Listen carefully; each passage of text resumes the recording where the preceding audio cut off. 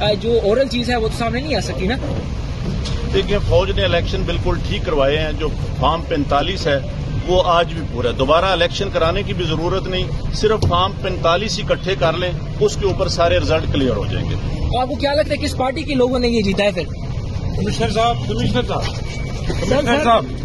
ये बताइएगा, जो आरओ ने रिजल्ट्स रोके थे, क्या उसमें बेज़ाब्तगियां हुई है? क्या कहेंगे आप? बिल्कुल, बेज़ाब्तगियां तो छोटा लफ्ज है। जो यहाँ पे हुआ है कि जो लोग आजाद उम्मीदवार 70-70, 80-80 हजार की लीड से जीत रहे थे, हमने उनको हरवाया है और उनके ऊपर जाली मोहरे लगा के सबको हरवाया।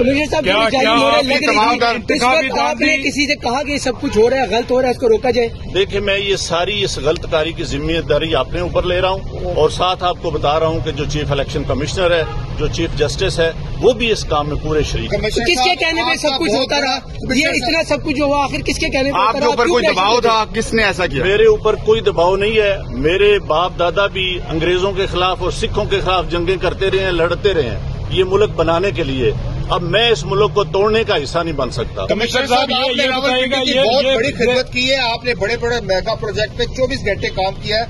ये बताइएगा कि आपको कमिश्नर चीफ इलेक्शन कमीशन दबाव में ला रहा था कि ये करें सारे काम, लोग जीतों को आपने हराया, आपको नींद कैसे आती रही? किस तरह आपका जमीर जाग गया? देखिए, मैंने रावलपिंडी के लिए 14-14, 16-16 घंटे काम किया है। मैंने यहाँ रिंग रोड बनाया है, दधोचा डैम बनाया है, होली फैमिली हॉस्पिटल बनाया है, जिमखाना बनाया है, मैंने लारी अड्डे बनाए हैं, मजदूरों के लिए सेंटर बनाए हैं, मंशियात के अड्डे सेंटर बनाए हैं।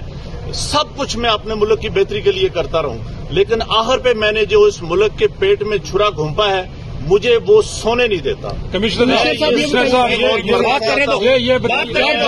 जो मैंने जुल्म किया है, मुझे उसकी सजा मिलनी चाहिए और बाकी भी इस जुल्म में जो लोग शामिल हैं उनको भी। उनके नाम बताएंगे जो लोग आपके पुलिस भी शामिल है, सीनियर अफसरान जो भी थे।